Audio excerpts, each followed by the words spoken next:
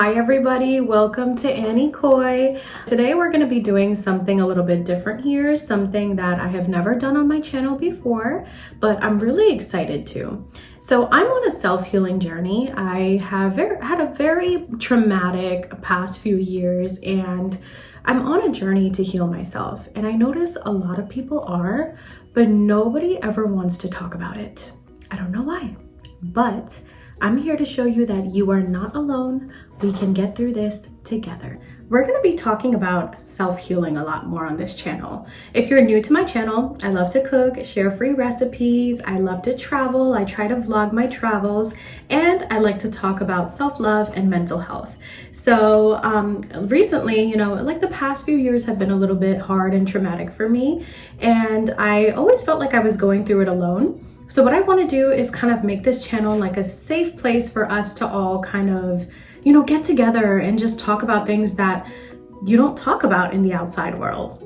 So today, what my topic is going to be is how to raise your self-esteem. This is really important if you want to be on like a journey where you're a happier person. This is something that I have taken many years to work on, and I will continue to need to work on this. By the way, I do have my strip lights on, so let me know if the color changing bothers you guys. I like it because it tends to set the vibe for me. But anyway, let's move on to how to raise your self-esteem. So first, I'm just going to give you a little bit of background about me and, what made me feel not good enough, what killed my self-esteem, and little things I did to help cope with it and make me better. First thing you have to do, so this is number one. You have to figure out the cause. You have to be self-aware. You have to know at what point in time in life did your self-esteem start getting destroyed?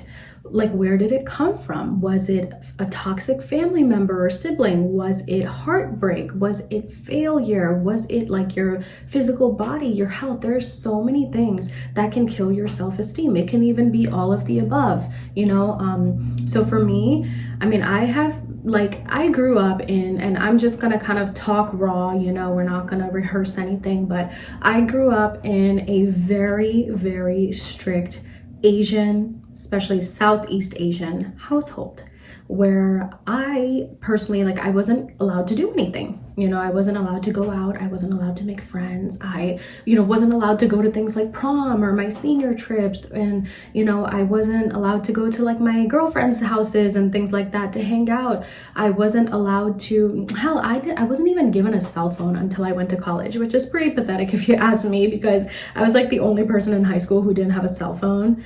So I got mine when I first went to college, which is really sad now that I think about it. Yeah, that sucked. But anyway, really strict household. And I wasn't allowed to socialize or go anywhere because it was considered bad, in our community for girls to do that. And I realized over time that really traumatized me. It really killed my self-esteem, because I would hear my classmates, my friends talk about, oh, remember that time we did this? Remember that time we went there? Ha ha ha ha. And I was never a part of it. I couldn't relate. I couldn't relate to anyone or anything because I was never around for anything, because of the strict household I grew up in, where I wasn't allowed to do anything except, clean the house and maybe watch some TV or something like that. So that is a huge reason why I started to feel not good enough. I started to feel very alienated, very ostracized, because I was never around for like the fun, good things and the memories that everyone else was. I kind of felt, like I said, like an alien. I was always the person on the side who just couldn't relate to anything. And at the time, it was really hard to keep your friends as friends when you were never around for those moments. So eventually a lot of my friends did just get tired of waiting around for me. They stopped inviting me to places because they were like, oh, she's not going to be able to make it anyway. And that killed me. It made me really sad, really upset. That was really rough on me as a child. So that was one of the things that really, really killed my self-esteem over time. Another thing that killed my self-esteem was, growing up in a Southeast Asian household. Parents tend to, and I know almost all Southeast Asian like kids can relate to this, where, or just Asian and kids in general, where our parents really compare us to other people. Oh, he did this, why couldn't you? Oh, he bought a multi-million-dollar house, why couldn't you? He retired his parents, why couldn't you? Little things like that that just kind of make you feel like, why couldn't I? Am I just stupid? Am I not good enough? Like, you know, because comparing is a very dangerous and toxic thing. So, you know, that's another example of where my self-esteem was crushed. Another thing, and again, I'm just going to go through a few things that overall killed my self-esteem, is never being acknowledged or rewarded for doing anything good because you were supposed to do it anyway. So they thought. This is pretty big in a lot of households, especially Asian households, where like a lot of the times people don't want to reward you or acknowledge that you did something good, just because it's like a reverse psychology thing where they make you feel like, if I tell her how great she is, if I reward her, if I make her feel good, she's going to get cocky and she's going to stop doing it. So it's kind of like reverse psychology there, which I don't agree with that at all. You know, I feel like when you make someone feel good, when you reward someone, they're only motivated to do things more. So that's another thing that kind of got me depressed, killed my self-esteem. It's just, I never felt like I did anything right in life. Everything I did was somehow in some way wrong or embarrassing or brought shame, something like that. Another thing is, you know, I was plus size almost my whole adult life, and I got a lot of crap for that because in an Asian community, in an Asian, especially Southeast Asian household, being plus size is looked very down upon. You know, you're looked at like you can't take care of yourself. It's considered embarrassing. It's considered shameful. I was forced to dress like a grandma my whole like child life, you know, with baggy clothing, just because it would hide my curves more, and you know, curves are considered shameful. You'll literally get slut shamed a lot of the times for things like that. So those are just little things that I dealt with. I want to clarify that not everybody deals with this. Not every Southeast Asian household deals with this, but I did. So I'm just sharing my journey. I'm not coming at any cultures, coming at anyone in general. It's nothing personal. This is just little things that I went through. And I just realized I forgot to mention something totally huge, like so big that really killed my self-esteem. And I don't know how I forgot this, but what it is that I grew up in New York City, in Brooklyn, and we basically abruptly moved to Pennsylvania, like a really suburban part of Pennsylvania, within like a week or two. Like it was like, hey, we're doing it, and we did it. So I never really got like that proper goodbye to like my friends and my childhood, my family, or anything like that, my cousins and things like that. So we just kind of moved out of nowhere, and I was forced to start like a new life in a totally different environment. I went from like urban city to like suburban Pennsylvania, where, you know, I went to like a predominantly white school, and it was very tough because, you know, there weren't many people that looked like me in my middle school at the time. It was actually very rare. So I went through a lot of people calling me names like, you know, you're a terrorist, you know, your skin is the color of poop, and you're a dirty Indian, things like that came from other students. So that's like another thing I was dealing with on top of moving. It's just like a lot of racism and things like that. So that definitely lowered my self-esteem big time. But how did I deal with this stuff? Little things you can do. Let's move on to that. So the first thing is, what I want you to do, and I want you to do this. Look, just do it, okay? Get up, get out of your bed, go get a pen and paper. I want you to write down 5 things you have done, like yourself, that makes you stand out from everybody else. It can be anything. It may take you a few minutes to list the 5 things down. It may take you a few hours. Hell, it may take you years. When I did this exercise, I literally looked at the paper and I just couldn't figure anything out. I'm like, yo, I'm so basic. Like, what did I do that was even the slightest bit different? But then it started clicking. Things started clicking. What are some of my accomplishments that I did that are different, that not many other people did or nobody did at all? And then like little things started coming to mind. I was like, wow, you know, I'm the first, I was the youngest girl to like buy a house on my own, you know, little things like that, like where I was the first girl to marry interracially, so I broke like a norm, a barrier there, little things that I'm actually really proud of myself for. And maybe other people aren't as proud of me for it, but I was proud of myself for being a little bit different. So I'm not gonna go on with the rest of my list. I don't want the video to be too long, but write down 5 things that make you different, that you've accomplished, that make you feel good about yourself, that maybe no one else has accomplished. So that's number 1. After you write down that list, you'll notice like, hey, I have done many things that I should be proud of. Why am I embarrassed of myself? I did these and nobody else really did them. And I aced it. I'm a bad bitch. That's how you're gonna feel about yourself. Making yourself a priority, even if it means not being able to provide for others for a little while. So this can go in many different directions. We can be talking about time, we can be talking about money, we can be talking about attention, love, you name it. Make yourself a priority for once, even if it means that you can't make somebody else part of it. Stop spending your money on people who are never satisfied. I did this my whole life. I'm the type, like, I'll buy myself things, and I would always buy myself the cheap, crappy stuff because I was always saving my money to buy somebody else that I love something nice in order to see a smile on their face, in order to see them happy. And a lot of the times, the people I surrounded myself with, these negative people, were never satisfied.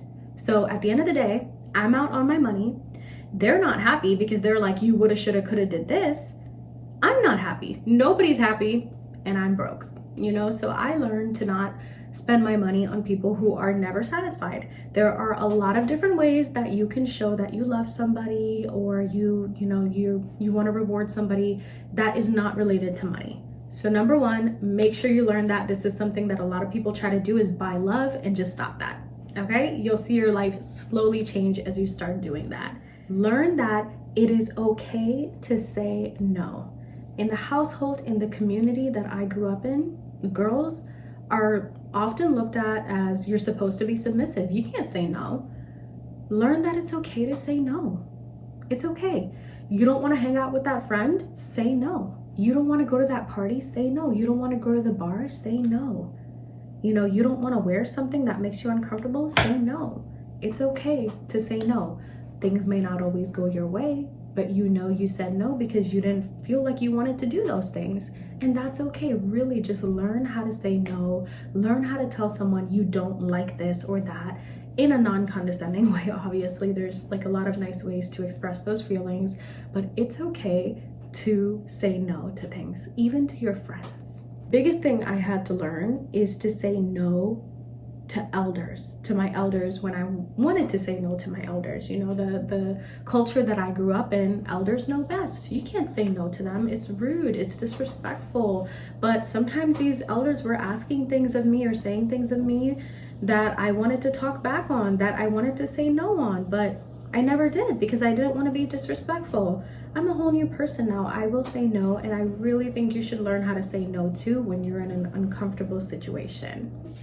That has helped me a lot in this journey, is learning that it's okay to go to therapy. Therapy is not for crazy people, okay? Therapy is a great thing because, and here's why I think it's a great thing. Not only because you get to express your feelings, but what you tend to do is say things out loud.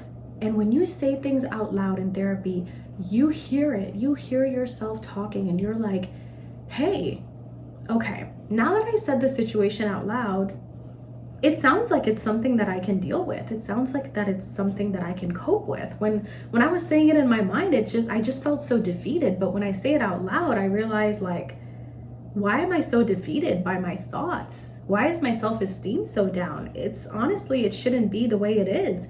Because you're saying things out loud, you can kind of process it better. So whether it's going to a therapist, whether it's saying everything out loud to your spouse or your friend, be open, because when you hear yourself talk, actions and changes happen. One other thing that really helped me is attaining what I call attaining natural bliss. So natural bliss has been a love for me. You know, someone who has come from like an urban city like, you know, Brooklyn, New York, and then, you know, moving to the suburbs and then moving to another urban city in Philadelphia, I tend to be around hustle and bustle a lot, and it's so easy to get lost in that. Like my jobs were always in like Center City or something like that, with the trains, the buses, the loud people, and it's so easy to get lost in that. So what I try to do here and there is kind of go on a walk, go on a hike, go with a friend, but you don't have to walk side by side if you don't want to. Just go together to make sure you're safe. The reason I say this is because when you're around nature, your brain starts releasing certain chemicals like serotonin, dopamine, and when that happens, you just feel overall more calm, more happy. The last thing I want you to do is try and choose your identity. You can do it. We live in a world where you can choose to be whoever you want to be. Nothing is written out for you. If you're not happy with the way you currently are, you have the ability to change. I wish someone told me this when I was younger and I was not happy with who I was. You have the ability to change into a better person, into the person you want to be. So go ahead and start acting like the person you want to be. It sounds hard, and at first it's gonna feel like this isn't real. This isn't what I actually feel like, but you gotta fake it till you make it sometimes. And when you actually do things, say things out loud, it starts to happen. That's just the way the universe sometimes works. You'll notice it takes effect on you and you actually naturally start changing. So give that a try too. I hope you guys really enjoyed like the little things that I shared to help you. Again, I understand no two situations are alike. Your situation might be different than mine, but at the end of the day, this whole video was just about kind of bringing up your self-esteem, things that I went through, things that I did to cope, things that make me feel better overall. And I hope you can try some of these. So we're gonna end the video with some manifesting, because I really, again, I'm going back to what I said, where when you say things out loud, your life changes, you feel a lot better. I'm gonna say a few things and I want you to say it with me 3 times out loud, because again, what you say out loud, you will listen to, you will take action. So the first thing that I want you to say out loud, say it with me, I don't care who's around, say it out loud. Say, I compete with no one except myself. I compete with no one except myself. I compete with no one except myself, because you shouldn't. You are your own competition. Second thing I want you to say is, I owe nobody an explanation. I owe nobody an explanation. I owe nobody an explanation. Why do I owe you an explanation? People that want explanations from you don't pay your bills, they don't feed you, they don't put a roof over your head. Why do I owe you an explanation?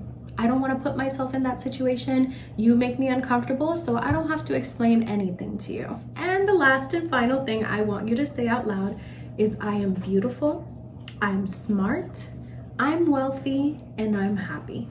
I'm beautiful, I'm smart, I'm wealthy, and I'm happy. Because you are. Say it out loud, it's gonna come true, and you'll start believing it. So I really hope that this video has touched you in some sort of way. I tried not to go too deep into things just because I don't want this to be like an hour long, but let me know if you like this video. Let me know if it's helped you. Let me know if you learned anything from it, because I do want to make more videos like this. I have so much to tell you guys, and I want this to be a safe place where we can all talk about our feelings and, you know, chit chat. And I don't want you to feel alone, because you're not alone. I want to create a community where we can all talk about this, especially when it comes to us Asian girls who really grew up in strict households where feelings don't exist. You know, feelings are considered lame and things like that. It's okay to not be okay. We're gonna talk here. So let me know what you think in the comments. Don't forget to hit subscribe. Love you guys and hope you have a wonderful day. You're beautiful, you're smart, you're wealthy. Take care of yourself.